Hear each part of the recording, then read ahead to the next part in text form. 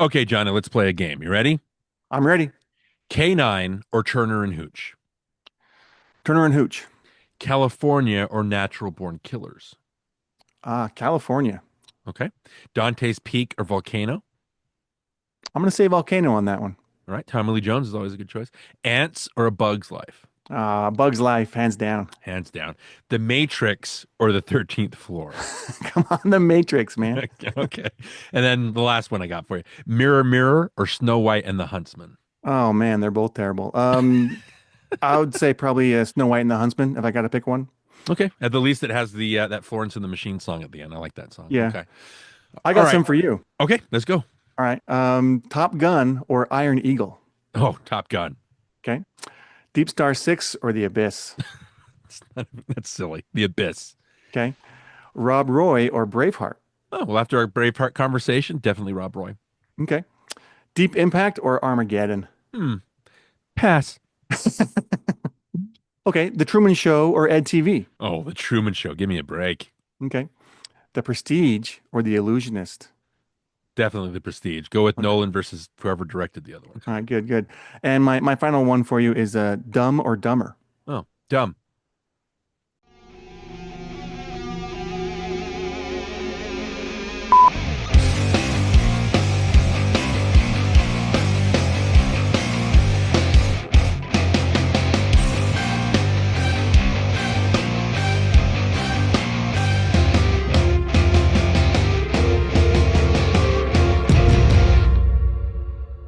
Welcome back to NostalgiaCast. I'm Darin.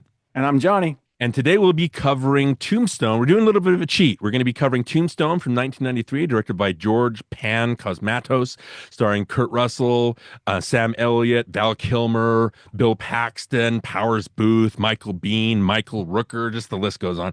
And we'll also be covering as kind of a double feature Wyatt Earp, directed by Lawrence Edward Kasdan from 1994, starring Kevin Costner, Dennis Quaid, Gene Hackman. The list goes on and The on. list goes on. Michael Madsen, Tom Sizemore, who I want to mention. I love those two, and they're gone. So as a guest, we'd like to welcome Mr. Joe Buttice to the show. He is more than just your above average fanboy. He is a writer Oh, for Review St. Louis, aka Review STL.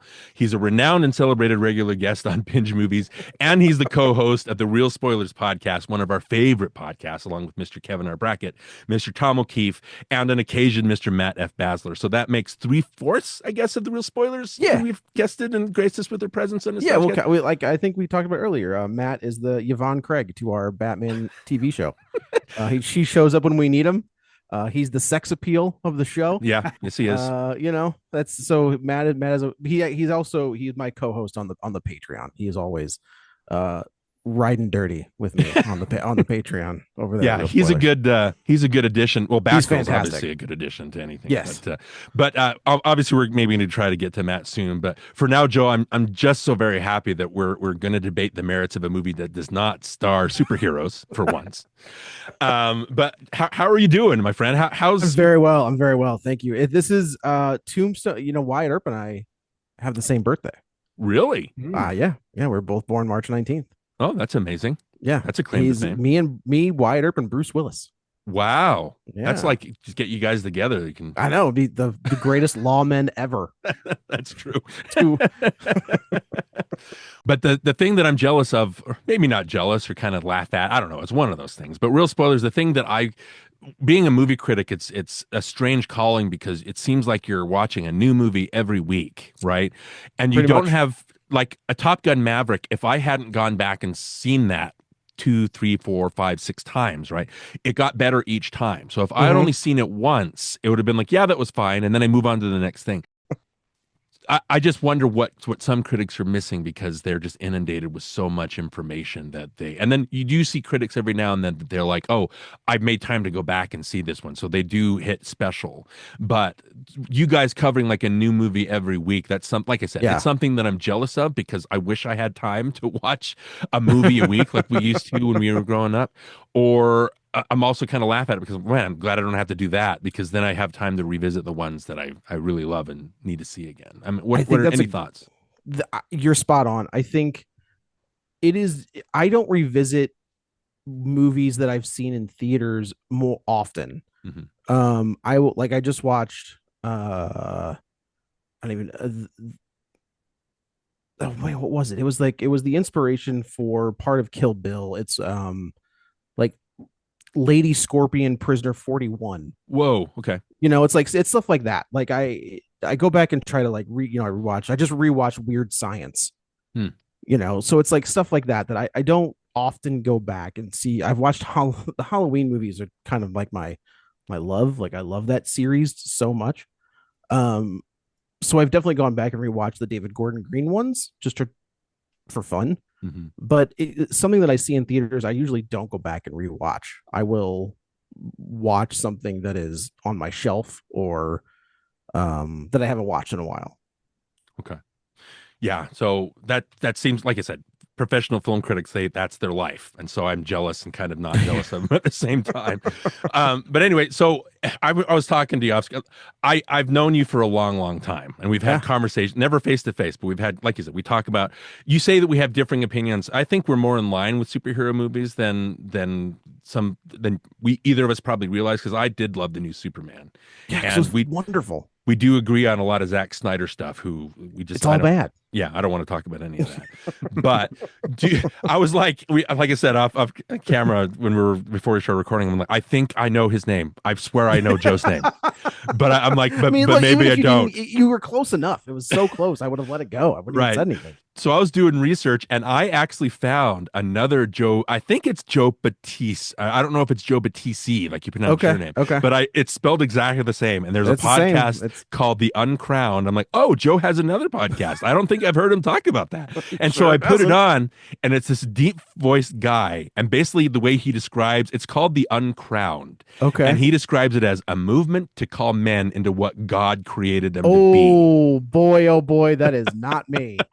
That is that is so far left of me, or I guess right of me. I guess would be more appropriate. Somewhere off. Yeah. I'm on the other side of the aisle from that guy. Yeah. So he describes himself as a man of faith. He talks about his personal battles with mental health, substance abuse, okay, career God instability. damn it. Like, okay, that's different. Like now I feel bad. Like, mental health and substance abuse, as someone I've been sober for 13 years, like I get it. The faith part, all right. I respect everybody's right to believe whatever they want to believe. I'm totally fine with it. I'm not going to talk about it. Yeah, well, that's everybody has their own opinion. I right. was just listening. I listened to this podcast for a good 5 to 10 minutes. I'm like, is Joe just doing a weird like stabilizer on his voice? Because it's a really deep voice. I have the Scream like mimic thing from Scream on a microphone. Yeah, that's what the voice modulator, and then exactly. Finally I was like, yeah, this isn't the. So I just wanted to let you know that you do have maybe a copycat out there. That's so funny. Have you ever heard the story about how we almost had to sue somebody for real spoilers? No, what happened? There were two other podcasts who were way more popular than I am. I will let you guess what they are. I won't say their names, but their names consist of, it was two different podcasts. One of them had the word real in it. One of them had the word spoilers in it. And these two podcasts were going to come together and form Real Spoilers. So they announced it, and people, to people's credit, they jumped on them and were like, hey, there's another podcast that exists that's already called this. We thought we had to hire a lawyer. Like it was a whole thing. We thought we were in trouble because they were like significantly bigger than we were, and are. But yeah, we almost had to sue somebody for our name, and we had other names lined up, like in case we had to switch. Yeah. Oh wow. Okay. Yeah. If you feel like looking up those two podcasts, like I said, they're pretty large, and one of them has the word real in it, and one of them has the word spoilers in it. But nothing ever came of it, I'm guessing. They backed off. That's nice. Yeah. When Jonny and I started NostalgiaCast, there was an actual that came out maybe a couple months called NostalgiaCast instead of NostalgiaCast. I was like, that's a little too close. Luckily, they just lasted for maybe a few episodes. I think we crushed them, Jonny. I think. How many episodes are you guys on? You guys have? This is 130. That's dope. That's so cool. I love that stuff. If I was going from your logic, I would tell people don't listen to our first 130 episodes because they're terrible. No, you guys seem to have figured it out. No, start at this one and then yeah, start with this one. That's very good. Very good. Well, start here. I want to get to the movies, but the other thing that I do want to compliment you on and maybe ask you about is, like I Yeah, said, you've guessed it on Binge Movies quite a bit. You're I one of have. Jason's favorites. Just recently, you recorded a John Milius episode, Oh which was boy. 10 minutes in. I'm already laughing my head off. It's just you're attacking Milius for his views, anything like when Johnny and I talk about political stuff, kind of seeping into movies and how just Yeah. let's just keep it out and let's just make movies. But then, so that was a great episode. And also, I wanted to compliment you on and ask you a question about the Brian De Palma episode that you recorded Oh, with. thank you. Yeah. Such a great conversation. Let me ask you before I start blowing smoke. Did you guys plan on splitting that into 2 episodes, or did it just go No, so long? it went so long. Okay. That was not our plan Right. So at for all. John Milius, you covered Jeremiah Johnson, which is interesting. I listened to it because of Robert Redford. We just recorded Quiz Show, Okay. our Okay. last episode. Johnny, did we plan that on purpose? Did we plan Quiz Show around Robert Redford's No, it death? just happened that way. Yeah. It's kind of crazy how that happens. Yeah, it was weird. So I listened to that episode specifically to hear you talk about Jeremiah Johnson, and you did talk about Redford being a star. You talked about Oh Dillinger, my Big gosh. Wednesday, Conan the Barbarian, Red Dawn. And then for the Brian De Palma, you covered Sisters, Blowout, Body Double, and then you stopped and you did The Untouchables and Casualties of War. Yeah. What I thought was great, I thought that was an interesting and logical place to split because Sisters, Blowout, and Body Double are very De Palma 70s, Ooh, 80s yeah. coded. In the best way. In the best way. And then Yeah. Untouchables and Casualties of War are more his bid to get box office clout. 1,000,000%. Yep. Yep. So Yep. Yep. I thought that was a great mix. But Thank you. and I'm going to try to say this without sounding like a backhanded compliment. Let's say Okay. that number one, I'm always jealous of the binge movies conversations with Megan and with Kevin and with Rob and all that because I'm like I want to be part of that conversation. Like why am I not part? I have opinions on this stuff. Sure. Sure. And so let's say that I were the guest in between Jason and Megan. I would feel so out of my league, even though I Oh. like those movies. I'd be like, oh, I'm lost. But you handled yourself just as well and you kept up with them. And I thought this is a great conversation because you've got 3 total movie nerds nerding out over De Palma. Those two. If you heard my promo that I sent in for the Binge Movies 200 episode, I meant what I said. Like that dude, Jason he is like the patron saint of binging and like conversational chaos. I don't know how else to describe it. Like those two, Megan and Jason, are on a different level. Yeah. Like, and trying to keep up with them is just like I'm listening. I'm like, okay, now I can, they're both outstanding talkers. Yeah. Yeah, that was, like I said, I'm glad we didn't cover Dress to Kill. I was like, Yeah. I think that movie's great, Yeah. but The conversation around it is not. it was like we on our Patreon, we just did It's Pat, Oh. which is just atrocious. And it's just like, God, this movie is trash and it's also wildly offensive. Yeah. Like on so many different levels. That's Julia Sweeney, right? From Saturday Night Yes. Live. Like Yeah, that's yeah. That's a name I Yeah. haven't heard in a bit. Okay. Yeah. Yeah. Again, great. We've like I said, we had Jason on, we've had Megan on. Megan will say differently, but she's very courteous, very kind. Like I'm glad that She's she great. lowered herself to our level to be able to No, chat. she's a great talker. We talked about You've Got Mail, and so it was great having her. Okay, kind of cool. conversation here. But let's talk Wyatt Earp. Let's talk Tombstone. Before we do that, I just thought it was interesting to bring up. There's a whole history. I remember there was a huge brouhaha over Tombstone and Wyatt Earp coming out, and I'll talk about the production histories, but kind of competing productions. And then you remember obviously Deep Impact, Armageddon, that kind of thing. Bugs Life, Ants. Johnny and I talked about a little bit in our intro about that, but I decided what other movies we can have a list, and there's a ton. So I'm just going to go through a there's list so of many. movies with similar subject matter released at similar times. It's not the whole list because that's going to take like an hour, but you have like all the way in the 20s, you have like Dueling Dr. Jekyll and Mr. Hydes. You have Young Mr. Lincoln and Abe Lincoln in Illinois in 1939 and 1940. You had Godspell and Jesus Christ Superstar in the 70s. You had K9 and Turner and Hooch in 1989. You had that when James Cameron announced after he did Aliens that he was going to do The Abyss, you had this, and it took him so long to produce that movie and make that movie that there was a whole swath of filmmakers that were like, oh, we're going to cash in on that. And they didn't know what movie he was making. The Abyss is totally different from Deep Star 6, Leviathan. It's so different. It's so different. Leviathan directed by George P. Cosmatos, obviously. We had The Yeah. Evil Below, Lords of the Deep. Though that was funny having that whole thing. You had 1992 was 1492 Conquest of Paradise and Christopher Columbus The Discovery. Oh, that's right. Two horrible. 1492, I remember being like a big Big. big movie. Right. And it's Yeah. funny how they kind of iconize Christopher Yes. Columbus, where it's like, Yeah. this guy was a madman. I live in a town where there's like an Italian section of the city that I'm in, Hmm. and it used to be, Columbus Day. Yeah. It is no longer Columbus Day. It is Italian Heritage Day, Interesting. which is, you talk to the old heads that live in the neighborhood and they're all bent out of shape. It's like you still get a parade. It's Yeah. fine. Yeah. It's fine. So yeah, Ugh. that's another one of those things like Dress to Kill that it's better maybe leaving the conversation. Yeah, maybe.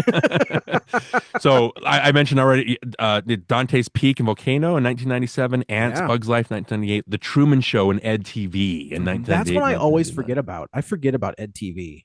Yeah, which you watch those movies back to back, and you're like, one of these is really smart, and the other one is like not. You know what I mean? Like I said, Armageddon, Deep Impact. Also, there was The Raid in 2011 and Dread in 2012, which had Which very similar plots. they're both ripoffs of Game of Death. Exactly. Yeah. It's the same movie, but yeah, those two back to back. It's like, oh, it's one has wild action sequences and the other has wild cinematography. But it's the same movie. Yeah, they just didn't fight Kareem Abdul-Jabbar at the Correct. at the top of the tower. Johnny, do you remember any of those specifically? Those like dueling twin films? Or Yeah, have any I history mean, with those? yeah, I mean, you mentioned Truman Show and EdTV. I mean, obviously, Truman Show is the better of the two.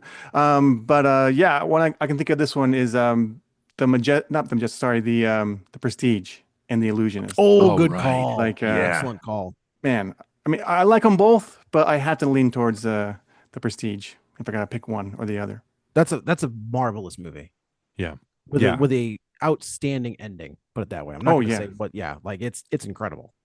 So it's always interesting seeing these dueling kind of competing films that I think in most of these cases, like we talked about with The Abyss, we talked about Christopher Columbus. I think there was like 1992, obviously it's the 500th anniversary. So they're trying to capitalize on that. Oh, sure. But I don't think there's anything particularly vindictive about some of these. They just happen to come out at the same time. Obviously, Armageddon and Deep Impact are wildly different takes on kind of the same, Yeah.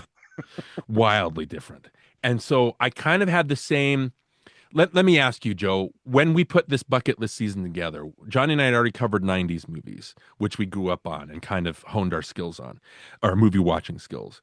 And then we got done with that. We did a 70s season. We did some other things. But then we were like, let's go back to the 90s because that's our bread and butter, right? Mhm. And so when I've been trying to get you on NostalgiaCast for a long time. You absolutely have. Yes. Even though that's I've been true. on Real Spoilers, but like, so I put out, well, if we want to have you on, like, what movies do you want? And you gave me a list of movies, and Tombstone was one of those movies. Yeah. And I remember going, you know what? That's the one, because I've talked with Johnny about this for a long time. I've always wanted to cover Tombstone and Wyatt Earp as kind of a double feature because, like I said, they go after the same subject matter in very different ways. I thought that would be an interesting conversation. But let me just ask you, since you weren't on for our 90s season, what do you think of? Because I've been hearing a lot of talk on YouTube lately when people say, "Oh, that's so 90s," or somebody just watched Godzilla 2014, and the way that Godzilla sinks into the water and then it just goes to credits. Somebody was like, "Oh, that's such a 90s ending," and I'm like, "What are you talking about?" What? I have no idea what you're talking, but we hear that a lot. It's like that's so. Look at these one-liners; they're all 90s. I'm like, I don't understand where your frame of reference is coming from. But first of all, Joe, what do you think of that? And then, how are you with 90s movies? What decade would you say you like grew up on and became a movie buff? Man, that's a great question. So I have a 14-year-old daughter, and there is something to be said about 90s making a comeback. I look at the things that she wears, and I was like, you're wearing the same things that like girls that I hung out with in the 90s wore. Like there's just certain styles that have come back. So I think I don't see that in movies. I see requels. I see properties that are being brought back that came out in the 90s, but there isn't a movie making trope or something along those lines that would sing to me of the 90s. I don't really think that exists. I guess the meta aspect, I think of like Scream or Wes Craven's New Nightmare, which are very meta Yeah. movies. So like Deadpool is very meta. like Right. in the jokes that he makes and looking at the camera or referencing things outside of movie world. Um, but I don't really think I'm glad that the 90s movie making is not coming back. Like they are not good looking movies that were made in the 90s. Um, but I don't like that's so 90s doesn't mean anything to me, you know. Yeah. As far as like I would say, so I was how old was I? I was 10 in 92. Okay. So like I would say that most of my movie watching is probably took place in the 80s. Like they were 80s movies that I was watching, not nine. I mean, obviously when I was buying my own ticket, what would have been the 90s. Mm-hmm. But I mean like Ninja Turtles or like the first one is 90. Yep. Right? Batman 89, like all of that's, you know, I say that my love of film you can trace back to the three Johns, and it's Carpenter, Hughes, and Landis. Okay. Like those are my build those as problematic as one of them is. Those guys are the building blocks of my love of film. You know, 80s with John Hughes, like the comedies, the teen comedies, stuff like that. Um, with Carpenter, it's the horror stuff, and then with Landis, it's more of the more adult comedy. Mm-hmm. So I think that those guys, if you look at their stuff, is mostly in the 80s. Yeah. Yeah, that makes sense considering yourself like an 80s kid. I mean, Johnny, like I said, we honed our skills there, but Joe hit something like I keep saying skills like we're great at this or whatever. But Joe you hit on something really great. Like when I was old enough to buy my own ticket, that was the 90s. Johnny, do you think that was a big part of why? Because again, like going and deciding to watch my first James Bond movie or going and saying I'm going to watch Quentin Tarantino. Wait, Johnny, what was it? What was your first James Bond movie? It was that I bought a ticket for was GoldenEye. Yeah, that I made right the decision to buy it, right? Yeah, dang right it was. So there's just something about buying a ticket for a movie and saying this is mine. I'm making the decision to walk in. You're taking ownership over it, right? Yeah. Oh, big time. Yeah. And So then you let your friends talk you into seeing Battlefield Earth, and you're like, "You're awful at this. You're never getting to pick a movie ever again." That's you got to fire those friends. Yeah. But we're talking about movies that we honed ourselves on. I think a Western.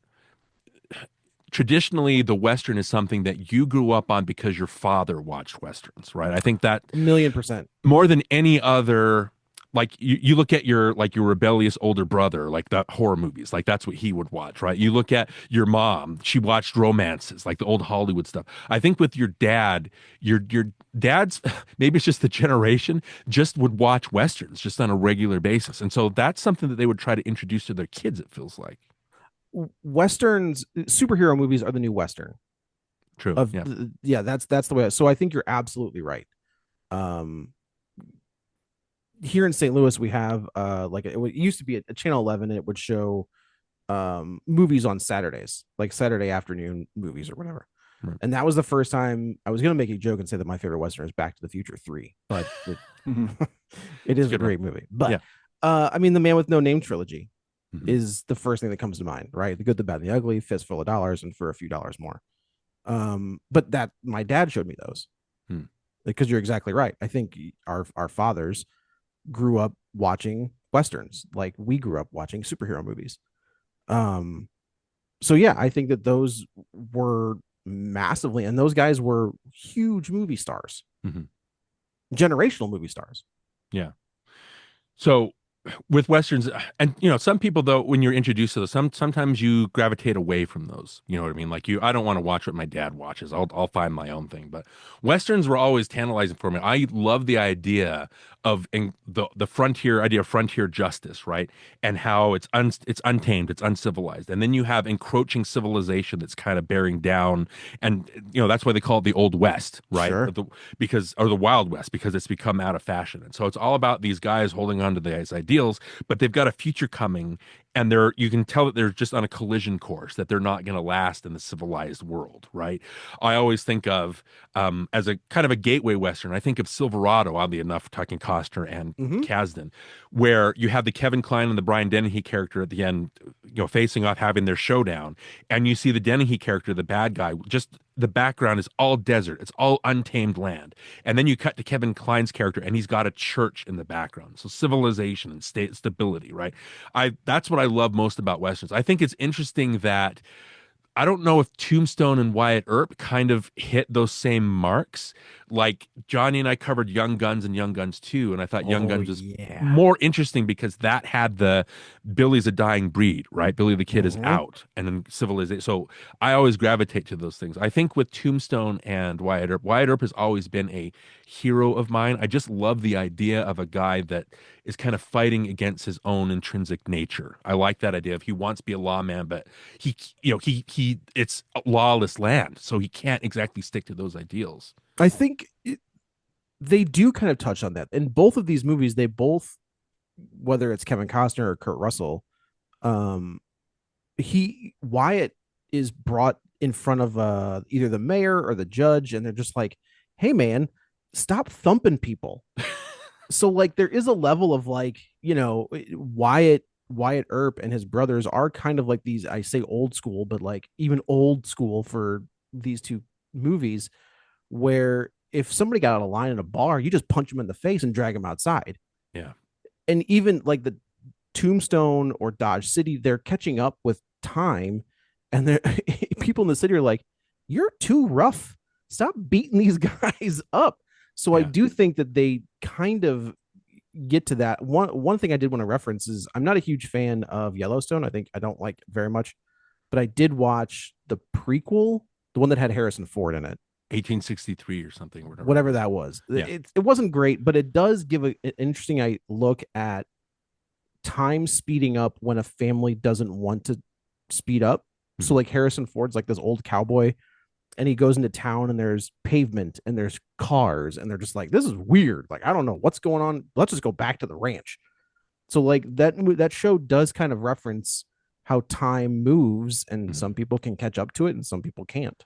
Right. And it's nice living on a ranch kind of away from the highway. All of it. Yeah. Right. So you can kind of live that. Johnny, what about you in Westerns? Did your dad, were you brought it because your dad watched him? And what do you think of the idea of the encroaching civilization on the frontier land? Yeah, I mean, I mentioned it before on this podcast. I grew up watching Westerns with my dad, like you said, most sons do with their fathers. And I watched Good, the Bad, the Ugly, Shane, Paint Your Wagon, all that stuff. We watched it all, Rebo Bravo. And I never really latched onto them. Like I enjoy them, but I never became excited about them. There's been a few that haven't come out recently that I am, more willing to accept, but I have a hard time with Westerns. I'm not sure what it is. I do enjoy them on occasion, but I'm not crazy about them. You know what I'm saying? Yeah. But maybe it's because, I was forced to watch them as a kid. How do you feel about Kill Bill Volume 2? And you know what? That's my least favorite out of the two. Okay. What about, have you seen Old Henry? Oh, man, that sounds familiar, but probably not. I would, if you haven't seen it, I do recommend it. It's Timothy Blake Nelson. Ooh, I think, I have seen that. Yeah. I think that's a fantastic little Western. Okay. Yeah. Well, my wife is the same way. She doesn't really love Westerns, but she'll sit down for them. Same thing with science fiction. She'll sit down for them. I think out of all the genres too, I think Westerns and science fiction have the greatest opportunity to tell stories as metaphors for civilization, and science fiction as ideas and what it is to be human, that kind of thing. But again, just very interesting looking at genres and how they kind of affect things. Speaking of old Westerns, I'm thinking of The Man Who Shot Liberty Vance with John Wayne and Jimmy Stewart. There's a line in there. One character says, "This is the West. When the legend becomes print. When the legend becomes fact, print the legend." Mm-hmm. And I think that's interesting, especially from the viewpoint of Wyatt Earp, because, like I said, Wyatt Earp, I love the idea of a man kind of an internal battle, an inner turmoil that he's fighting. Right? I love the idea of a good man that just ends up doing evil things, just because the world is evil, and the only way to combat it is with evil. Right? I love that idea. If you were to look at, again, the gunfight at the OK Corral is like the epitome of the Wild West. Right? That kind of tells you what frontier justice is all about. Like when you have a disagreement with somebody, you just go and you shoot it out in the middle of the street, right? Right. It's integral to that time, and it kind of changed history. Wyatt Earp was around when they started making movies about his life. He didn't die until 1920. Isn't that wild? It is to think about. Like, that's crazy. It's also wild that the gunfight wasn't actually well known from that as the gunfight at the OK Corral until 2 years after Wyatt's death. There was a book called Wyatt Earp Frontier Marshal that was published in 1931, where I think Wyatt talked to Stuart Lake when he wrote this book, and basically or it was one of those things. There's the Beauchamp character in Unforgiven where he's just writing all the legends, right? Sure. And so notoriously, Wyatt would only tell the good stuff about his life, and so it painted Wyatt as this two-dimensional hero that just went out and just fought for everything that was right, and he left out a lot of stuff that wasn't discovered until later. Like, we recorded quiz show last episode, and we went into a whole history on the quiz show scandals and everything like that. I thought it was interesting. I was doing my research for Wyatt Earp, which again I told my wife this week I'm going to be insufferable because you're going to see me watch Wyatt Earp stuff for like the 100th time. But I was doing the research today, and I was like, you know what? People know this, and it's very easily accessible. And so if you really want to know the history of Wyatt Earp, there's a ton of research that you can do on that. I mostly wanted to gear our conversation not only comparing the movies and how they play differently, but also how they play with history and they kind of bend history. Because again, I think the Wyatt Earp story is more interesting when you delve into the darkness, when you delve into the things that make him a complicated figure. And I think both of those movies do it pretty well in their own ways, but also badly in some ways. I think my idea for this movie, and I was telling you guys off camera again that I feel like I'm going to be outnumbered because everybody loves Tombstone. I'm not quite in that camp. On the back of the DVD I have, I think Wild West magazine says it's one of the 5 greatest westerns ever made. I don't know like, about that. Yeah, I don't know if I It's go a that bold, far. it's a bold statement. You know what I It's mean? no Back to the Future 3. Yeah, sure, right? Yeah. It's not the same. What I thought was interesting was talking about 90s movies. I think Tombstone tries to integrate a lot of the 90s action movie mentality in a Western. It's not so much traditional. It's very violent. Everybody's 6 shooters has like 20 bullets in them. You know what I mean? At one point I was counting. I was like, well, you should have reloaded 3 times by now. I counted like, that too. Yeah. And again, I think it's all because I'll mention the history, but it's all because I've always attributed that to the guy that directed Rambo 2 directing Tombstone. It makes sense that that's what he would do. Yeah. Right. Yeah. So I just thought it was, again, the real Wyatt Earp, all these different ideas and he's famously said that he killed Curly Bill, but there's no actual evidence for that. They never recovered his body. Chances are Curly Bill could have been living a life in anonymity somewhere else. So nothing is ever set in stone with Wyatt other than him marrying Josephine and stuff like that, all these little things that count. But let me ask you guys and we'll go in order. I'll ask Joe and then John and then I'll go, but what is your history with both of these movies, Joe? Do you remember the first time you watched them and your opinions of them the first time? This is my first watch of Wyatt Earp. I've never watched it because I'm not a huge Kevin Costner fan. Right. I enjoy him. Maybe I just enjoy his movies, but not so much him. Mm-hmm. Even in The Untouchable, all of it, it looks like he just doesn't want to be there.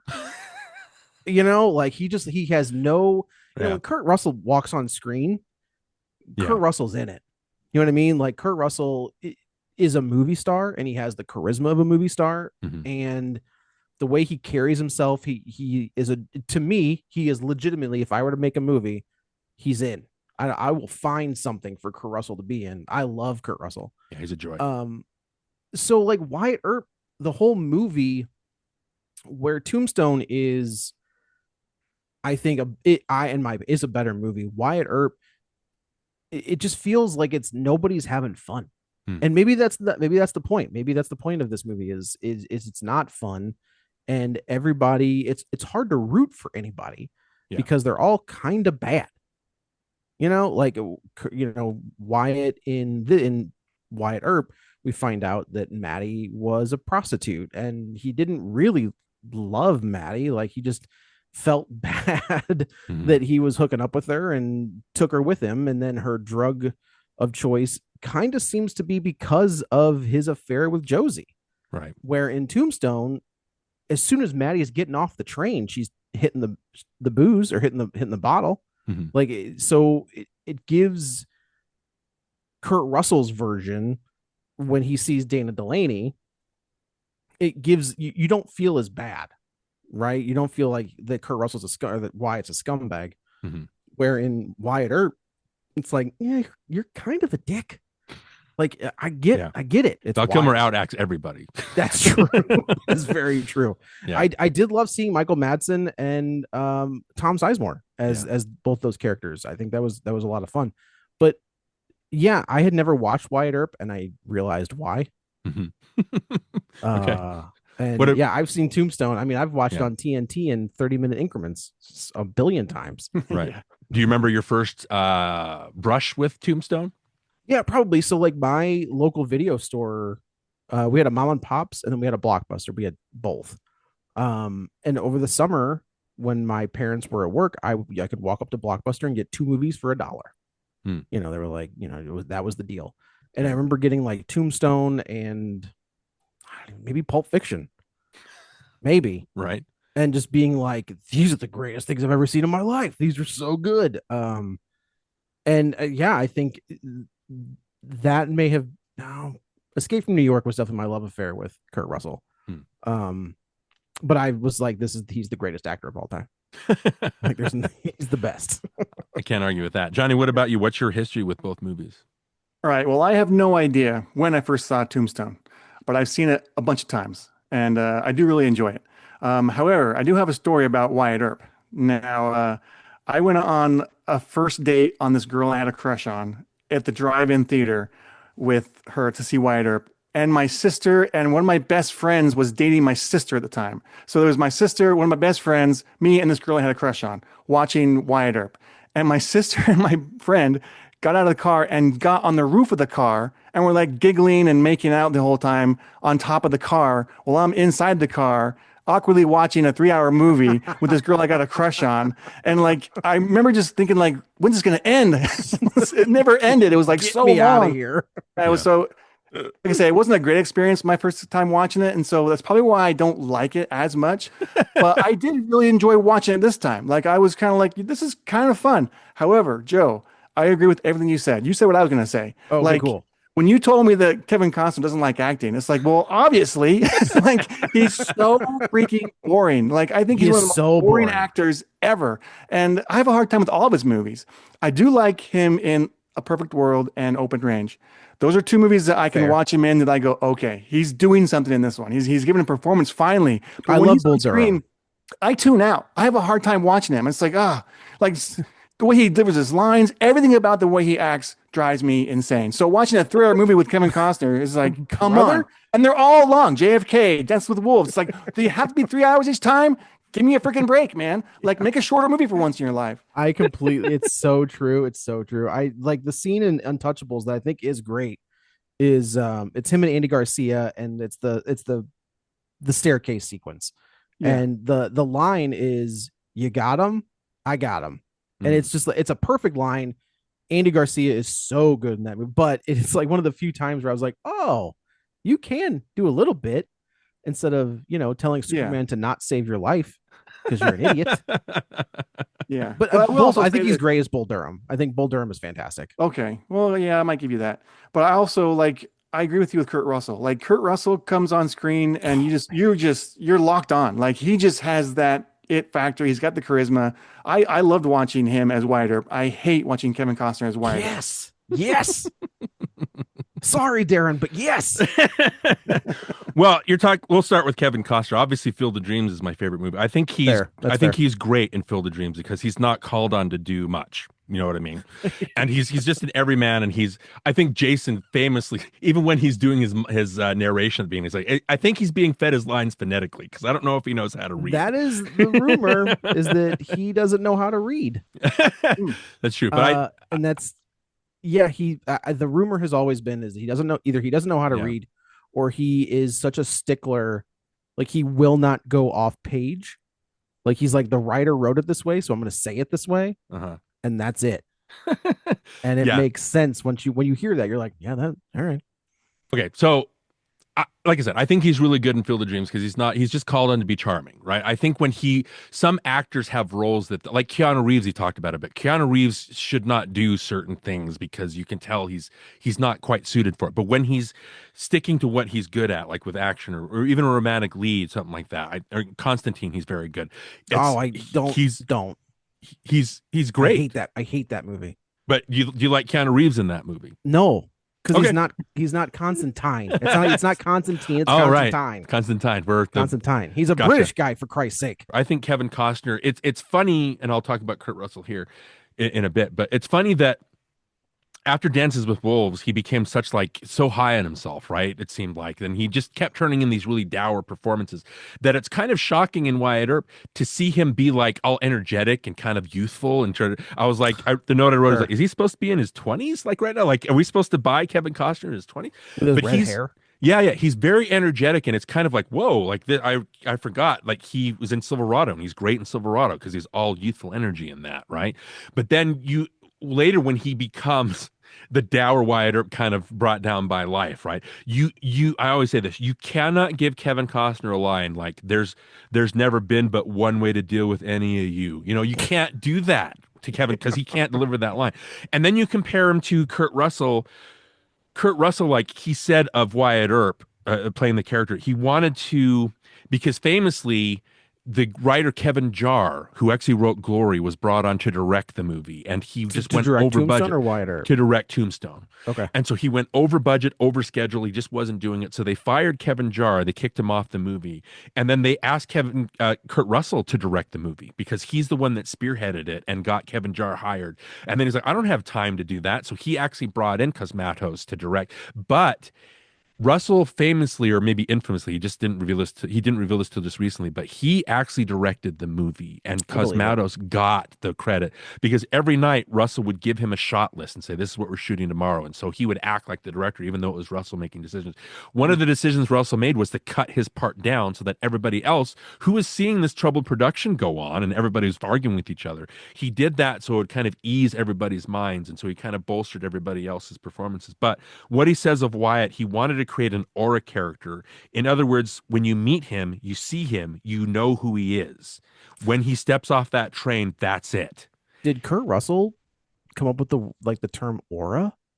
That's what I was wondering. 2025? Because the interviewer in this Old West magazine was like, aura? Like he actually asked that. That's dope. That makes Kurt Russell even cooler. Yeah, but that's what I mean when you guys say Kurt Russell owns the screen. He walks on, he wants to be there, right? Kevin Costner has this aura of, like, you're right.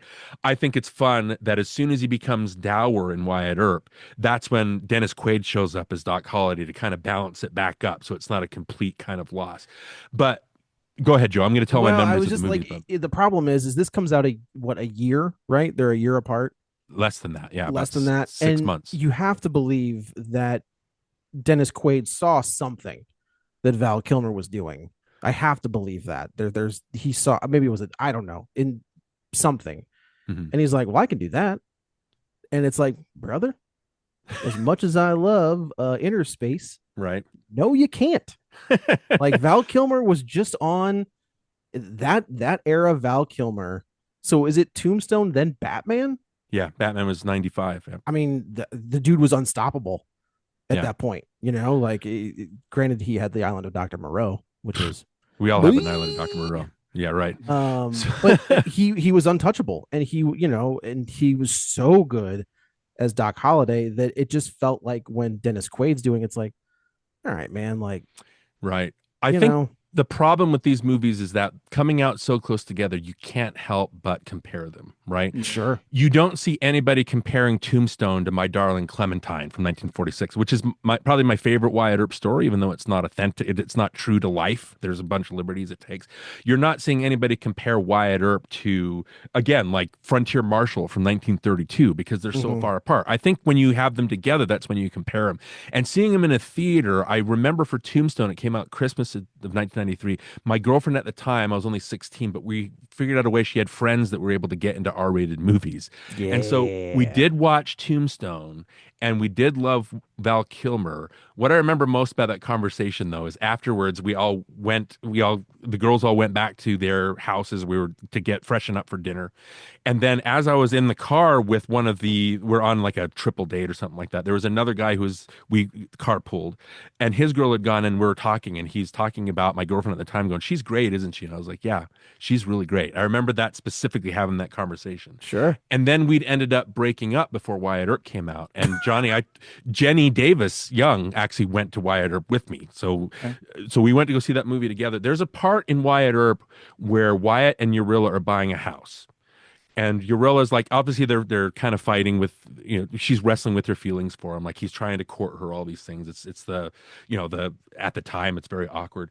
But they Yeah. go into this house and she's looking out a window, and the way that the light hits her, it reminded me of that same girlfriend. I remember sitting in a movie with her, and I remember specifically the first time falling in love was looking at my girlfriend's face, and the way her face was illuminated and the way she was smiling. I was like, I've loved this girl. Like, and I told her that. I was like, I love you. It's amazing to think of that. You can pinpoint that. That's really cool. That's And really so cool. in Wyatt Earp, I was sitting with our mutual friend Jenny, and I saw that, and I think I gasped, and I turned to Jenny and I said, "That's the light. That's the light that I saw my girlfriend in." And so That's dope.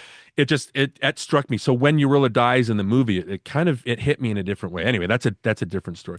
So that it leads to like just the dourness of this movie. Yeah. Right. Like it's Kurt Russell's Wyatt Earp doesn't have any of that. He Right. struggles with his feelings for Maddie and for Josie, but the whole backstory of losing a wife, they were married, right? Yeah, losing the wife and then going on a binge and getting busted for stealing cattle and Gene Hackman rescuing him, and none of that is in Tombstone.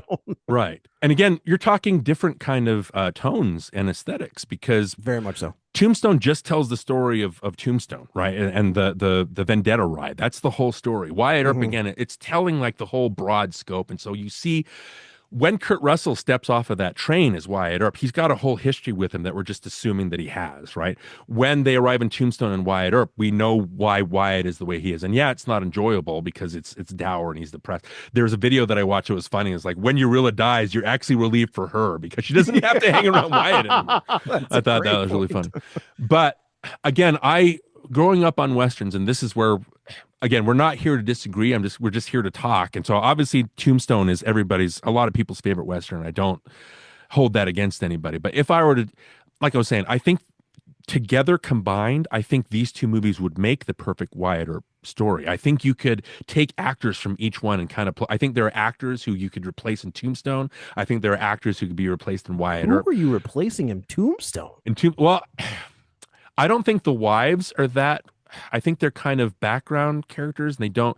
They definitely are. When Jo Beth Williams shows up, when Catherine O'Hara shows up, and Isabella Rossellini, they have like That's history fair. with them, and you see them and how they react to each other. They're just kind of support systems in Tombstone. What's your them. first memory of Jo Beth Williams?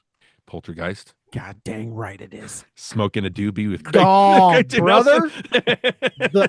Nobody's looked hotter Yeah. in that moment. Great. She was like the coolest hot mom Great couple of all Yeah. time. Absolutely. Great pull. So that's one thing. Again, kind of, I think some of these, and here's the thing with the production history. Again, Kevin Jarre approached, when he was making the movie, he actually approached Kevin Costner to be Wyatt.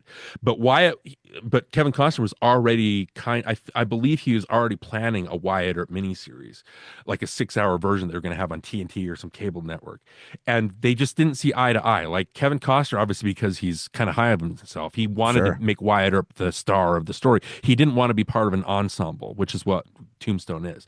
So he went off with Lawrence Kasdan, his Silverado buddy, and they started making this movie.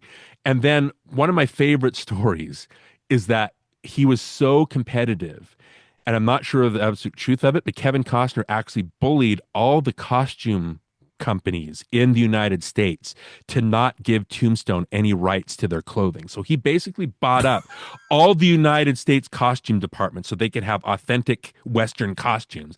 And then Tombstone, they had to go to Europe to buy their costumes. And when I watch the movie, I can tell the difference. You can see it for sure. There's some real and it's gorgeous, obviously. It pops the colors, but I'm like, that blue is way too blue on this guy.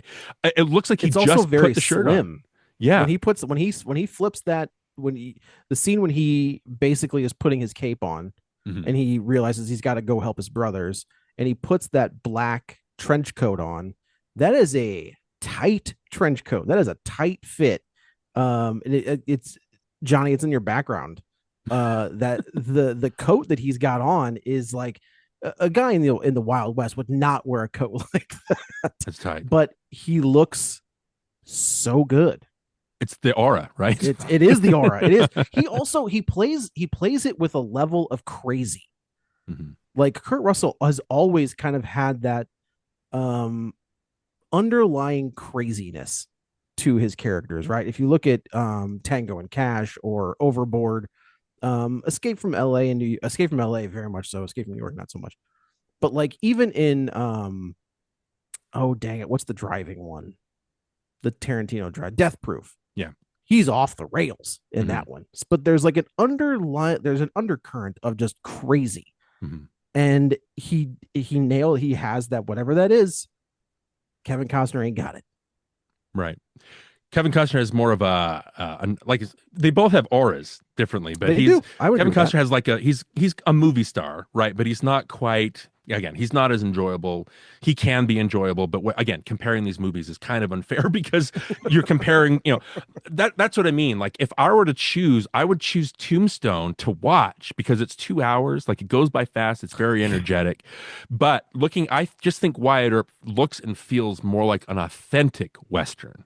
I will say Wyatt Earp is a much better looking movie. Yeah. It is a gorgeous movie to look at. There's dust on everything. Everybody looks lived in. Yes. It doesn't, a lot of characters. And like I said, I don't know if I really like Bill Paxton in the movie. I think he comes off as a little bit goofy. I don't know if he fits the old, like they have a lot of close-ups of his face where he's making faces. And I'm like, tone it down a little, buddy. After watching Weird Science, I do think that's his face. Yeah. Yeah. Like, I don't think that he does that on purpose. I think that, like Terminator, or even I've been watching Alien Earth, and it's, I've gone back and rewatched Alien and Aliens. And even his face in that, like when Bishop is doing the knife in the hand game, like he just has this wild looking face. And I do think that's just how he looks. Yeah. So, like I said, some people come off those good. Johnny, did you notice any of the costumes? Was there anything that you noticed comparing the movies, watch them so close together that way? Well, costumes I don't really care much about, but I will say this. I was watching Wyatt Earp first, and I kept wishing that Michael Madsen, as much as I like him, was Sam Elliott. I just kept wishing that. Oh, wow. Why is he not? Why is not that Virgil in this movie? Why isn't, I don't know, like you said, Darin, it'd be a good amalgamation of the two of them to make a really, really good Western. I do like the way Wyatt Earp looks, but I really like just the energy and just how much fun Tombstone is. If you can kind of combine those two together to make one good Wyatt Earp movie, I think that'd be a better way to go, because Wyatt Earp is too long. And I also have problems with Tombstone too. We can get to those later, I think, but we can just take those out. It's fine. I just want the best of both worlds, I want them. Yeah. You guys want a 4.5 hour Wyatt Earp movie? No. Well, I would definitely replace Costner with Kurt Russell. Like, I think you're right. Maybe Sam Elliott could be. You know what I mean? Controversially, I love Val Kilmer. I think he's great. That's not a controversy. Movie. Well, the controversy is coming. Actually, in some ways, I actually prefer Dennis Quaid's performance, but it's weird because Val Kilmer.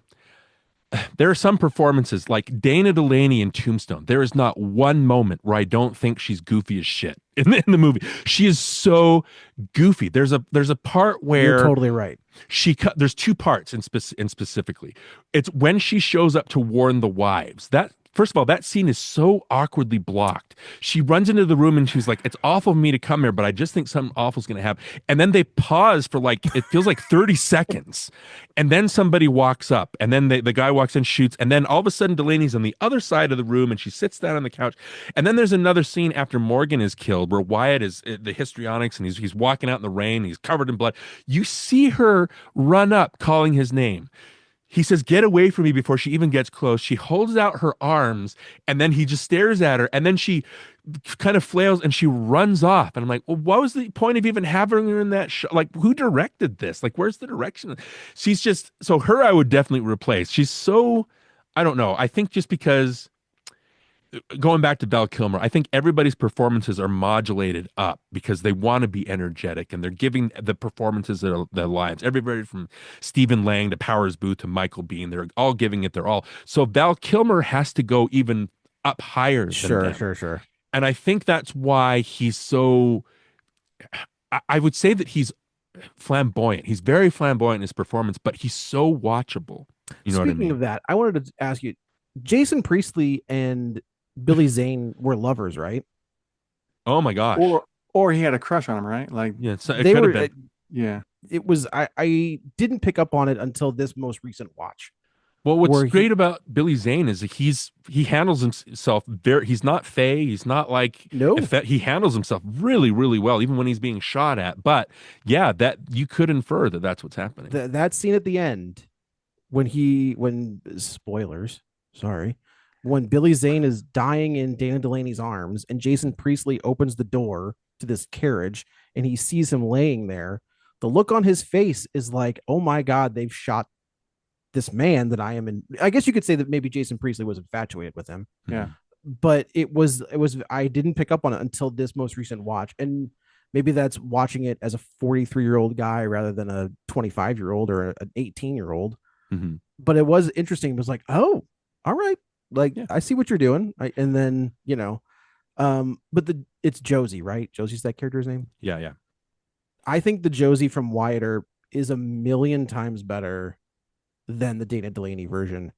I love that line to Mark Harmon where she's like, love you? I don't even like you. Yeah, yeah. Like, and so they flesh her out and they give her, she's more of a badass. Honestly, she's not taking any crap from Mark Harmon. She is openly hitting on Wyatt the entire time.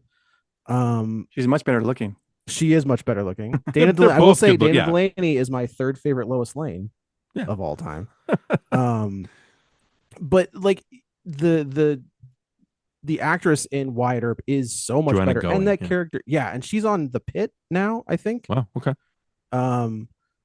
She's so much better, and that character is so much more fleshed out. Right, but it's also, yeah. Go ahead, Joe. Go ahead, Johnny. I'm sorry. No, I agree with that. I think she'd be much better. I even think that ending sequence where the kid walks up in Wyatt Earp and the kid's like, "You saved my uncle," blah blah, blah, and the kid tells the story, and Wyatt's like, "I'm not really sure that's how that went down." And even she's like, "If that's what they think it happened, that's what happened." So even she's kind of like, "You're this person now." Yeah. Well, what's great about that, I guess it's kind of a full circle because she's the one that actually brings up the Tommy the Deuce story at the beginning. And so to have the kid walk up and tell is kind of interesting. We're going to come back to that scene. But I also think it's interesting that I think Joanna Going and Kevin Costner are a good match. I think that Dana Delaney and Kurt Russell look good together. So my problem is if you were to replace Dana Delaney with Joanna Going, I don't know if she's a good match for Kurt Russell. I don't know if that makes any sense. Everybody's a good match for Kurt Russell, Darin. She's really, really, you know what I mean? Their performances are just modulated in a different way. Very much so. That I do wonder if her badassery would complement Kurt Russell's. It'd be interesting. I just don't know. I think, you know what I mean? I just think that Kurt Russell is so energetic and Dana Delaney is she's like smiling goofily and just trying to match that they're a good match anyway looking. But I love seeing Tom Sizemore and Bill Pullman together. I love them as Bat. I did like Bill Pullman quite a bit though. He was great. His death scene is fantastic. Oh man. So well done. I love the line. That is one of the lines where where Bill Pullman's like, "Hey, I'm pushing you out," basically as sheriff, and Kurt Russell and Kevin Costner's like, "Yeah." So I think somebody says like, "I thought you were doing this." He's like, "I guess he's just more affable." Yeah. And then like the next scene is him getting shot in the back or shot in the gut, and it's like, well, yeah. I think with. So both of these movies are interesting, and then I'll come back to Doc Holliday. But you hit on something interesting, Joe. Is that for quite a while, I think both stories they're very good, like and then or because of, sure, kind of storytelling. One thing leads to another. Wyatt Earp is very good storytelling for quite a bit until it starts feeling really choppy and episodic. There are parts where you're like, wait, I thought he gave up being a lawman, or oh wait, he's really had. So so it feels like this feels like a 6-hour miniseries that was chopped down, but. Talking again about Val Kilmer's, it's interesting because Val Kilmer is well known as a method actor, but I think it's interesting that all Val Kilmer really does is he just has makeup on and he's sweaty and he looks sick. But Dennis Quaid actually lost 30 pounds for the role. He looked 43 pounds. He lost 43 pounds. That's a lot. He looks sick. He looks tubercular, and so like I said, I like a lot of his lines. I like my favorite scene is when obviously there's that trope of Wyatt Earp not drinking because he, after losing Urilla, he started being an alcoholic and he never Yeah. went. And there's a scene where he's obviously hurt Maddie and everything's going down and he orders a drink from the bartender and Doc sees this happening, so he walks up. I think it's a very funny scene because he's trying to keep Wyatt from drinking, but as he's doing that, he keeps downing shots as they're talking. And Wyatt's like, I thought that was really witty and funny. So Dennis Quaid has a lot of. I liked at the end when they're talking, and there's a real sincere moment between them. And Wyatt goes, "You've been a good friend to me, Doc." He goes, "Shut up." Shut That's up. all he said. So I like their dynamic. Again, I have a hard time because I love Val Kilmer, but I also think Dennis Quaid does a good job. The problem is, again, when you compare the two, it's hard to not get Val Kilmer out of your head Yeah. when you're watching Dennis Quaid.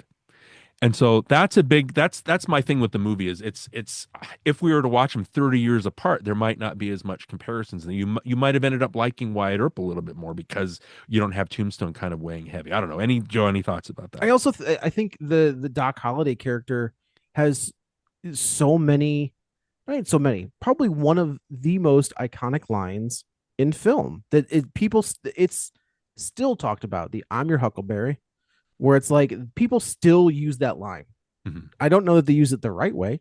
I don't think that they use how Doc Holliday meant it, Mhm. but that line is still, you see it on t-shirts, you see it on, it's a line that has transcended the movie.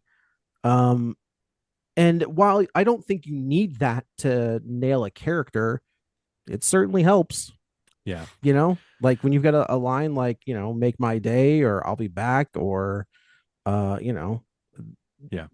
yippee-ki-yay, all that stuff. It transcends the movie. I would absolutely agree with that. The Huckleberry can stand toe to toe with a lot of these other one-liners. 100%. But again, I think it's that 90s aesthetic that's kind of being integrated into Tombstone. Wyatt Earp is not that kind of movie. I mean, the best line is I love the line, again, having Gene Hackman in it for like 10 minutes. If you want to get a stern authoritarian in your movie, you hire Gene Hackman. R.I.P. Gene But Hackman. I love his line where they're sitting at the dinner table and he's like, "Nothing counts so much as blood. All the rest are just strangers." That reminded me of like typical dinner when your dad is at the head of the table and he's spouting Sure. like wisdom that he's repeated 4 or 5 times already, but it ingrains itself in your head. I think that you pick up on the sincerity and the earnestness of Gene Hackman being like, "Look, family is blood, and we fight for that." Where I pick up on young Wyatt being like, "Good Lord, like I've heard this, I can repeat it in my sleep. Like I've heard this so many times." But you're not wrong. When Gene Hackman starts talking, you start paying attention. Right. When Wyatt witnesses those 2 guys shooting each other in the middle of the street, I like how he's kind of affected by it. And then later, obviously, Nicholas comes up and he says, "This land is full of people doing wicked things to each other.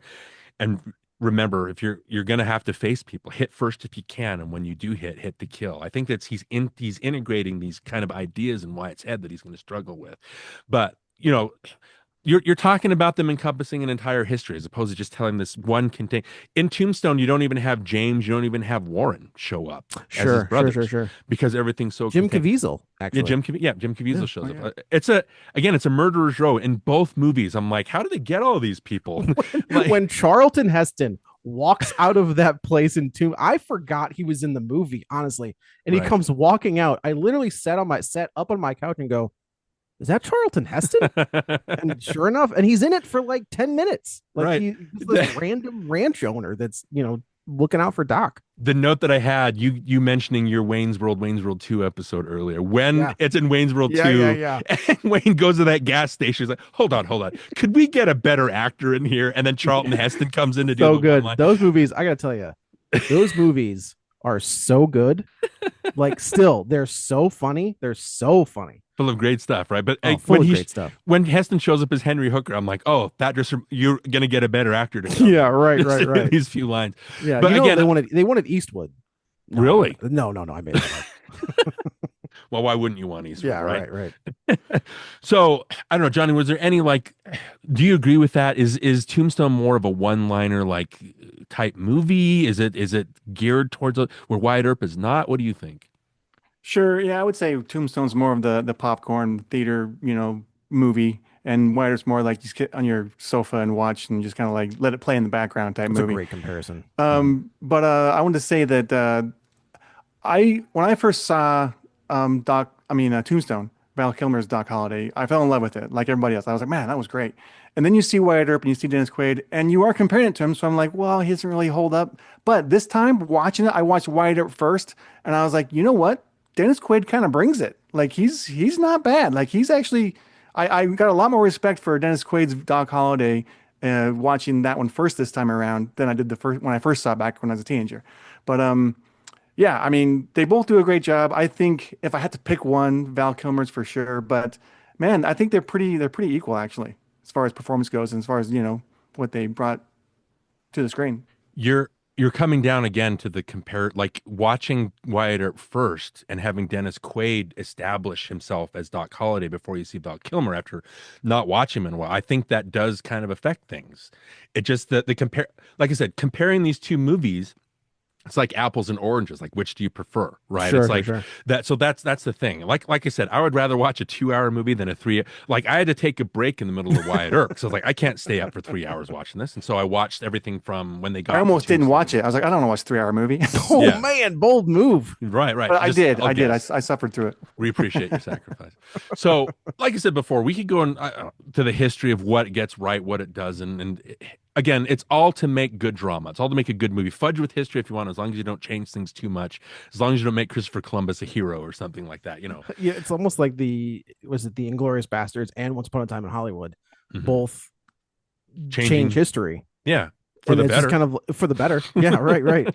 Yeah. And it's fun. I remember people getting really mad about the end. Like people thought they were getting a Manson movie with Once Upon a Time in Hollywood, Hmm. and he's in it, and the things are there, but he Yeah. changes history and doesn't let them get to. Right. I won't spoil it, but Right. um, Which is how it should have played out. Right. yeah, So, and they Inglorious Bastards has its ending, and I do like that you're able to play with historical facts. I did want to mention this. I feel like in Wyatt Earp, when they're going to that gunfight at the OK Corral, Wyatt is like, no, we're gonna kill these dudes. Hmm. Like we're going. Where in Tombstone, Wyatt's like, what are we good? What are we doing? Mhm. Like it's a misdemeanor. Like why are we going down there to fight these guys? Like we don't need to go down. We need to get out. Mhm. Like we need to not. And so it He puts it is in Virgil's interesting. hands. Yeah, He and lets Virgil's Virgil make like, the "Oh, we're decision. going," and Wyatt's like, "God, what's it? Fine, fine." Yeah. In both of those movies, whether it's Mark Harmon or the other mayor, where they're like, "You guys are under arrest," and Wyatt's like, "Hey, go screw." Yeah. No, Yeah. like I'm not gonna. You know what? I think I'm not gonna let you arrest me today, and Yeah. walked away. And I was like, Right. "That's a good line. Pretty That's a good badass. line. That's a good Yeah. line." Again, Kurt Russell comes off as a badass in the movie, right? Yes. Yeah. Kevin Costner comes off as conflicted. So I again, was gonna say a curmudgeon. yeah, they're very, very different. Like I said, he's a dick, right? And Yeah. like I said at the top, it's like, yeah, that it's interesting because I want to see shades, right? But again, we're talking completely different movies. Like I wouldn't want to see the Wyatt Earp, being directed by with the aesthetics of Tombstone and vice versa. They're both different movies. I But think Wyatt Earp is very much a Western drama where Tombstone is a straight up action movie. action, yeah, Yeah, it's a 90s action movie is a great way to put it. right. You could put it up there with Last Action Hero or maybe not Terminator 2 because that's on a different level altogether. But Mhm. like that 90s James action, Cameron, Coach Cosmatos. yeah, right. Yeah, right. But it is like, Last Action Hero or not Last Action, but like The Last Boy Scout. Yeah. Okay. Something like that. You could put it up there with that, where I think Wyatt Earp wants to be Unforgiven. Yeah, that's more like it. Yeah. And I think Tombstone also, you said you rented Pulp Fiction with it. I think that's a good duo because it's a Western for Pulp Fiction fans, Just kind of right with chef's the kiss. violence. You know what I mean? Yeah. So, like I said, I just think that when you're making a docudrama or something like that, fudge with history to tell a better story. So, what I thought was interesting though is comparing the two movies and the things that they do similar. I don't know how much of Kevin Jarre's script that Kevin Costner saw. I don't know if, like you said, Dennis Quaid was watching Val Kilmer to kind of pick up. I don't know any history on whether they kind of seeped into each other, but I thought it was very interesting. And again, you can go into the history and see the facts versus fiction stuff. But some of the things that it does, obviously when Wyatt goes into town as a young man and he sees those two guys step in the middle of the street and they shoot each other, he's affected by it. Tombstone has a similar scene where they show up and there's two guys, I think it's Texas Jack, and they come out and they have a shootout, but that's to establish those guys as badasses too, like as guys to be reckoned with. And they turn their guns into Fred Wyatt or whatever. Speaking of Fred Wyatt, in real history, Fred Wyatt, I believe, was in his 30s. He wasn't an old elderly man. That's even funnier. And the history is, yeah, Curly Bill was drunk or high on opium or something like that. He was out cavorting, shooting or whatever, and he was making a ruckus. And so Fred Wyatt came to find him and say, I need you to give me my gun. And what happened supposedly was when Curly Bill was giving him his gun, the gun misfired and ended up shooting him in the groin, right? Fred Wyatt testified in court, he did not shoot me on purpose. The gun went off. Wyatt didn't see it happen. So Wyatt couldn't say in real life that he did mean to kill Fred Wyatt. It's interesting in both of these movies that they show Curly Bill vindictively killing Fred Wyatt. I think in Wyatt Earp, it's definitely like, oh, he shot him on purpose. I think in Tombstone, when he flips him over and the guns are upside down, I think you're right. I think he does shoot him on purpose, but then you can make the case that's like the gun went off when I was, it was and upside down. Yeah, it was an accident. Right. Where in Wyatt Earp, it's like, no, it was not an accident. Like you see him planning on purpose. Yeah, right. Exactly. So I did like that. Where it's like, okay, it's the same story from two different point of views. Exactly. You have after the gunfight, and obviously the gunfight, comparing those two things. What's interesting is, again, Tombstone is treating the gunfight at the OK Corral, which again was not coined as a phrase until the 1957 movie Gunfight at the OK Corral. Correct. I think Wyatt called it the Fremont Street fight. Who played him in that movie? It was Burt Lancaster. It was Burt Lancaster. Yeah. Which is interesting because Kevin Costner starred with Burt Lancaster in Field of Dreams, so you had a meeting with Wyatt Earp. So when the gunfight, the one that's more authentic is Wyatt Earp. It was more like a 30-second kind of fracas that was over before it started, basically. There were like anywhere from 19 to 30 shots fired in 30. In Wyatt Earp, it comes off, obviously they have the build to this iconic moment, and it's funny that you don't know you're a part of history when history is actually happening. But it builds this mythic moment, and the fight is over. It feels like a drive-by shooting. It's so quick. Yeah. That when it ends, you're like, what happened? And it has that aura. In Tombstone, because it's building to that mythic, iconic moment, it's treated like a giant, iconic action scene where, again, people are shooting guns, 6-shooters with 20 bullets in each gun. They don't run out. Right. I think Doc actually fires the shotgun 3 times in a row. Yeah, he's got a triple barrel shotgun. I don't know. Yeah, exactly. Right. Yeah, it's a triple barrel.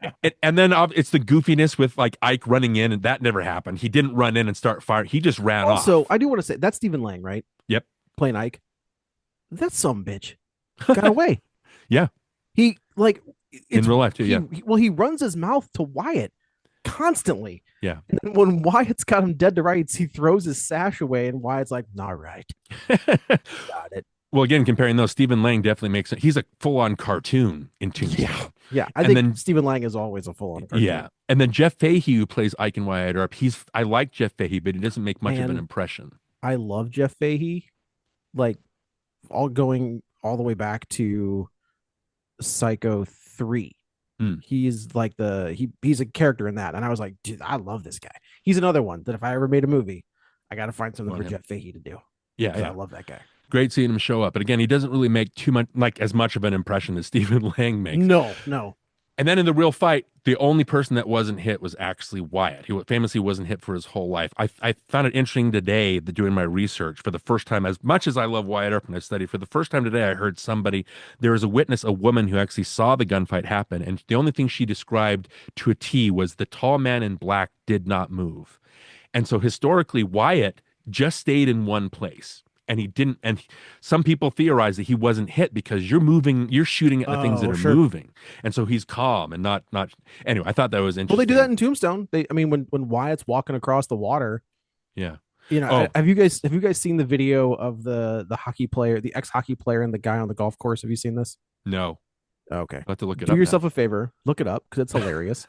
This guy he's maybe been overserved at a bar. And he starts jaw-jacking with this guy who nobody knows it, but he is a former NHL defenseman. And he gets in this guy's face, and the hockey player is like, "Hey, quit," and he doesn't quit. And all of a sudden, they get into a tussle. This hockey player grabs him by the front of the shirt, and as he's punching him, he just keeps saying bang. So like he's throwing punches, just going bang, bang, bang, and that's the video is just like, oh boy. But I thought of that video when Wyatt is walking across the water, just saying no. Yeah. And he's had enough. He's had enough of the Cowboys, and he's just saying no, shooting them like one by one. And it was like, oh man, yep, all right, I've seen this before. That's an ex NHL hockey player. It is an ex defenseman just saying. Just imagine just like a running commentary while you're getting your ass kicked. Right. Speaking of Ike too, in Tombstone, what that gets right too is Ike did not have a gun, and so he does say I'm not armed, and it is documented that Wyatt said the fighting's commenced, either get a gun or get away. Okay. Get the fight and get away. So that's it. So again, it's a mix. You see Doc getting shot in Wyatt Earp in the hip. That did actually happen. He was hit, unlike Tombstone where he's not. So again, you're doing a mix. They're both authentic in their own way. The only thing that really bugs me is the 20 bullets in the 6 shooters. You mentioned the scene where he takes that Curly Bill. I think it's really, really interesting too that both movies have a scene where Wyatt and his posse are ambushed at Iron Springs by Curly Bill and his guys.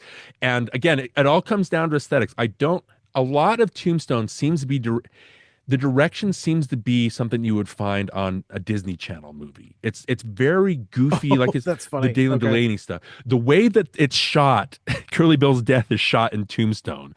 I'm not sure of the geography of where everybody is. Obviously, Wyatt, like you said, he's had enough and he's marching out. It's that both of the movies have a shot where Wyatt is walking towards Curly Bill, and Curly Bill realizes I can't hit this guy. Yeah, and it's to establish Wyatt as this legendary icon who's untouchable. It's the same kind of focus, but the way that it handles the slow motion, Wyatt's no is it makes you laugh when I don't think it should make you laugh. It's really goofy. It is goofy. Like you wouldn't find them doing that today.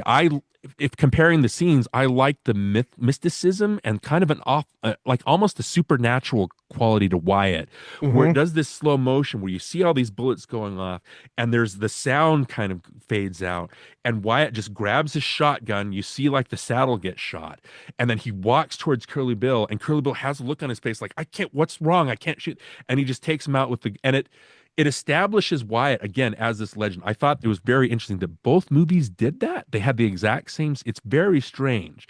The only difference is, like I said, the Tombstone direction is it's very cheesy. It gets a laugh when it shouldn't. But Wyatt Earp, my biggest problem with Wyatt Earp is that's where the movie should end. It ends with him being an icon. He's already said goodbye to his people, already said he's going to come back for Josie. You have that, again, the sound fades out. Everything's blurry. You see Doc watching Wyatt. That would have been a perfect way to end the movie, and it says he's a legend, right? You have a scene in an already 3-hour movie where you've established all these things. And now you have another scene where this kid walks up and says, I just wanted to ask you if something was true. And it basically repeats the exact same scene that we just saw. Yeah. Why do we have this in the movie? It's already 3 hours. Why are we adding another 10 minutes just repeating the same stuff? And it's interesting too that both movies kind of the gunfight's the climax, and then they both end with the vendetta ride. It kind of peters out, where you just see this random violence and there's no real climax. When Doc, who's on his deathbed, and he gets the badge from Wyatt, how does he show up to meet Ringo before? They don't really, and then what is the importance of, I'm making it legal? It's like, what does that matter? Like you kill, and then Wyatt walks up and he's like, I was just faking. I'm like, well, what was the point? I just thought it was. I took that as because they had to have that sit down where they're in the ranch house and Wyatt's like, I can't beat this guy, can I? Yeah, and Doc's like, no, like you can't. So I get what Doc is doing, but yeah. Yeah, that's what. And Doc's like, he's not going to kill my friend. Like, I'm already dead. If Ringo gets me, then he gets me. It's not that big a deal. But Wyatt needs to live, like needs to survive this. Yeah. So yeah, him saying like I wasn't as sick as I made out. It's like, dude, you were coughing up blood about 2 hours ago. Pretty sure you're that sick. Yeah. But it is. I mean, it's a great 90. It's a weird thing to say, but it is like a 90s action movie thing where the guy walks out of the shadows and it's not the guy you thought that it was going to be. Right. So I just think you could replace some actors. I would use the script for Tombstone and just have the same guys that shot Wyatt Earp shoot the same script for Tombstone. I think it would be a much better. Again, when you have a scene where the Earps are ambushed on the train station, the way that it's choreographed and structured in Tombstone is so weird and it's so devoid of any. You cut and then you hear Ike and Frank talking, and then it goes, oh, there they are, where's Wyatt, right behind you. It's like, you didn't see him, you were just facing where he was. And then he shoots him dead, and then they fall, and then all of a sudden the other guys come out, and I'm not sure of the logistics of how Wyatt's able to cut Ike's mouth with his spur, because it's very slow. I'm not sure. Yeah, so he's got to dig it in there. Yeah. The way that the same scene in Wyatt Earp is shot, it's shot in shadow, it's shot dark. It's like mimicking the ambiguity of what's going on. Like he's going to murder this guy in cold blood. So I think that the filmmaking is a lot better in Wyatt Earp than it is in Tombstone, because, like I said, Kurt Russell is not.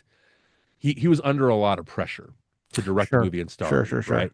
But I just think that if you were to give the filmmaking, give the costumes to everybody in that Wyatt Earp's costumes to everybody in Tombstone, I think it would have been. The fact that he didn't get cast as Pa Kent drives me insane. Yeah, he should have been Pa Kent in Superman, in James Gunn's as Superman. Energy. Yeah, damn it. Yeah, so it would have been great. Yeah, I don't know, Johnny. Any. I'm talking a lot about the comparisons, but what do you think about any of that? Well, as far as Tombstone goes, some of my critiques were what you mentioned, how that whole vendetta montage at the end of Tombstone, I didn't need that. Like, I was just kind of like, I'm already done watching this movie. You've had your climax, is over. Like, you don't need to do all this like crazy editing. That was a big problem for me. Then it lost me. And then they had the whole, let's dance in the courtyard thing, and that stupid cheesy, that I was like, oh, now you really lost me. So I was having a really good time up into those last two scenes. Did you think that was cheesy as well as like them on the boat, or just them in the courtyard? The courtyard thing, I didn't mind the whole boat thing as much. Okay. But yeah, the very, very end where he says, have this dance, and they dance or whatever, and let's go get room service. Yeah, I thought that was stupid. It would have been a better ending, like you say, with Wyatt Earp, if it had ended where it was supposed to end. Same with the Tombstone. If it had ended after that big climax, I'd been totally happy with Tombstone. You have a lot of movies. One more thing. Yeah. Go. I hated the music in Tombstone. Really? I thought it was really jarring, and it was really shrill, and I kept going, stop, like hurting my ears. Like that is very 90s. But however, it sounded very Got Beef. Like, you remember that commercial ad that Got Beef? It sounded like that a good deal of the time. Yeah, but the music in Wyatt Earp is pleasing, and I kind of like it. You know what I mean? So maybe get the music score in Tombstone. There you go. The note that I had is you have Bruce Broughton doing the score for Tombstone, who did Silverado, so that's why you want to have him as another Western. But the music is very noticeable. Like I said, a lot of it feels very commercially. James Newton Howard has a lot of wonderful, beautiful themes in Wyatt Earp. And the note that I had is, imagine putting all your effort into this kind of movie. That's not going to make an impact. You know what I mean? Sure. So again, the thing that I guess I'm coming down to with these movies is they're both enjoyable in their own way. I would choose Tombstone because that's an hour more that I can do with my day, that kind of thing. But if you were to mix, there's just some things that are so strong in Tombstone, but some things that are so weak, and then some things that are so strong in Wyatt Earp, but so weak. If you were to combine them, you would have a perfect Wyatt Earp movie. I think with the Vendetta ride, all the other Wyatt Earp movies climax with the gunfight, and so that's where it changes history. The brothers die or Doc dies, because that's the natural inclination where to end it. In real life, when you do the Vendetta ride, I love saying the Earp Vendetta. I think that's so cool. Yeah. And technically, he only went and killed 4 people. They've only been proven to have killed 4 people, not a bunch. I do like that scene though, when he kills the cowboys on the train station in Tombstone, and he looks at Sam Elliott and he just holds up a 1. Right. And I think that's bad, where it's just like, yep. It's like, I got 1 and we're going to keep going. Right. Well, again, the thing that's great about the writing in Tombstone is at the beginning when you see the cowboys attack that Mexican town, and the guy that's the priest is basically saying something that the one guy mispronounces. It's from Revelation 6:8, and I looked, and behold, a pale horse, and his name that sat on him was Death, and hell followed with him. Ringo says that line, and then at the train station, Wyatt is yelling at him. What does he say? You tell him I'm coming, and hell's coming with me. I was like, that is awesome. Yep. That is awesome. That's a great line. That's a great movie line. So I don't think Kurt Russell. No, I don't think Kevin Costner no.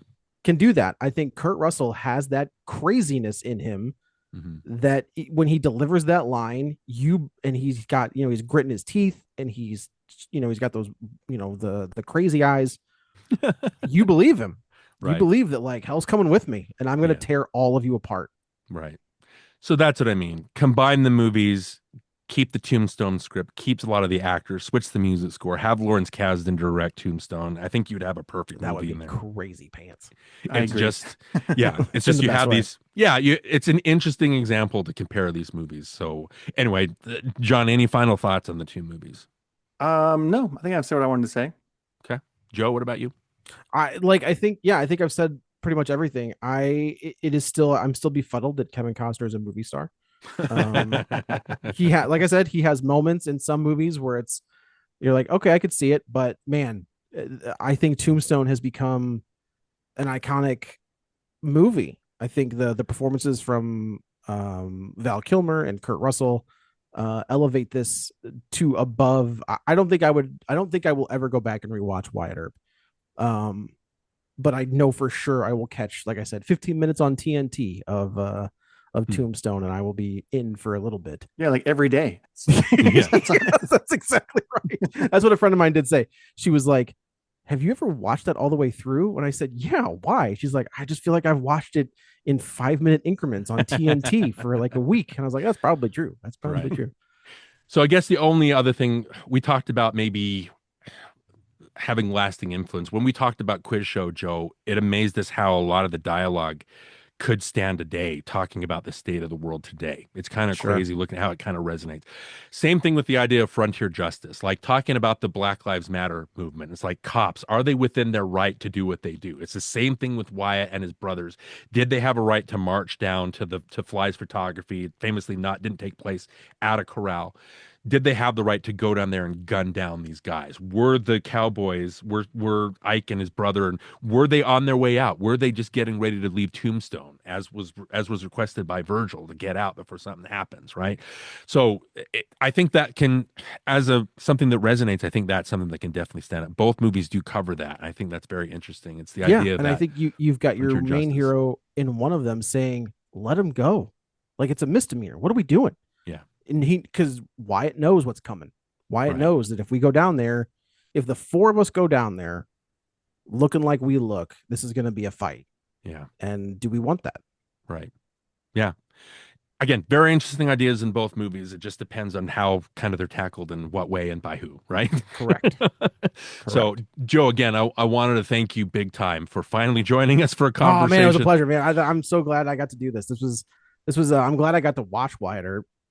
Just to say that I've seen it. Now I can get it off your bucket cross it off my letterbox list. Any chance to talk about the love of my life that is Kurt Russell. Fun story, and this is the last one. So Escape from New York was filmed in my hometown. Ooh. If you look at it, there are a bunch of scenes I can point them out. Like, these are buildings that are still there in St. Louis. My mom worked the front desk of a Holiday Inn where Kurt Russell was staying. And I like to tell my dad that, like, there's a chance that Kurt Russell is my dad. I'm just saying. My dad's like, you're an idiot.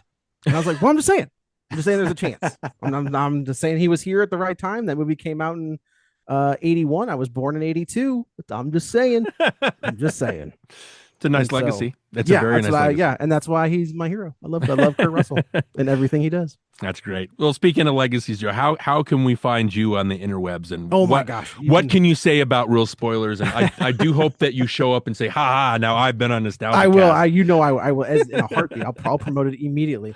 You can find me on the Twitter at Joey Butts, BUTTS21. You can also find me on Threads and Blue Sky and Letterboxd, all at Joey Butts, BUTTS21. You can find Real Spoilers kind of everywhere. We've got kind of the main place where we post is on the Facebook group. So we've got the League of Real Spoilers, real with 2 E's. It's the League of Show Sharers, and it's just a Facebook group. You feel free to join. That's where we post the episodes, news and media stuff. I think we may have posted the new Welcome to Derry trailer. There's a new Wolverine game that's coming out. I think we may have posted about that. But the other way you could support us is on Patreon. So Real Spoilers has a Patreon. We are currently cutting our way through the SNL movies. Mhm. We were hoping to have them done before SNL 51 started. I don't know that that's going to happen. we got up to Stewart Saves His Family. Oh, That's boy. the last one we did. And that's why you did It's Pat, right? That was before that. Yeah. I think we're the only podcast that's going to have to cover Blues Brothers 2000 twice. Oh, no. Because we did it during Misbegotten Sequels during COVID, and now we're going to have to do it again. But you can go find us on Patreon. $5 a month gets you access to everything. Me and my beautiful co-host Matt F. Bosler. There's a plethora of stuff on there. He looks great in a skirt and a cape. He's a man. You should see him. He's got weird nipples. Go follow his TikTok. It's strange. He's a weird dude, but he's the best. He's the best. So yeah, you can find us all there. Awesome. Yeah, Joe, like I said, knowing you for so many years, knowing Kevin, knowing Tom, and just listening to you guys talk, I'm like, I gotta get Joe on to NostalgiaCast. How can we do it? I'm glad it was good. I was worried. Like, I'm always worried that, like, sometimes Jason he got me a couple times where I was like, this mother. Like, I can't believe I got to sit through all of these. The John Milius one, I was like, you son of a bee. Like, this was tough. From my hometown, as a matter of fact. But yeah, like these two movies, I was like, hell yeah, I'll talk about this stuff all day. Awesome. Like, that's Cool. So thank you very much for having me. Thank you. And like I said, we've got a bunch of movies that we're still yet to cover. We're not. How many episodes is Real Spoilers on? On episode like 1075. Technically, I mean, if you include the Patreon episodes, we're about at 1,000. Wow. I think in the main feed we're at like 870 something. Wow, I think That's impressive. Yeah, it is impressive. Yeah. Okay. Thank you. Yeah, we're not quite there yet, but we're planning on You'll getting get there. So yeah, we'll definitely have you back on again. Again, with NostalgiaCast, you can find us on Twitter just at DW Lundberg. Johnny is famously not on social media. Not doing it. Same Johnny, thing. you're a smart man. You're a smart man. Smarter than us. On Blue Sky, you can find us at dwlundberg.bsky.social. So that's where you can kind of find this episode. Again, We're start on with YouTube episode too, 130. man. We're on YouTube. YouTube, Oh, just yeah. find NostalgiaCast. Yeah. We're also on YouTube. Okay. We always forget one. Yeah, I'm on there somewhere. Just search Real Spoilers. Don't like their algorithm is so wonky, but yeah, we're on there as well. Yeah, just do a search. Again, Joe, such a pleasure to have you on. Such a pleasure. Thank to you talk so to much. It was a blast. Thanks for This is coming so on, good. man. Yeah, oh my gosh, awesome. it was my pleasure. Even though it's 5 hours of Wyatt Earp stuff, we It's a lot, really appreciate but it was worth it. All right, so that'll be it for now. We're going to look forward to having Joe on in a future date. But again, for NostalgiaCast, I'm Darin. And I'm Johnny. And I've seen your kind my whole life. There's never been but one way to deal with any of you. You gonna do something or just stand there and bleed? You, God bless it. That was mine. You gonna skin that smoke wagon? Yeah, love that. Boom. Thank you, Joe. Appreciate it. My pleasure.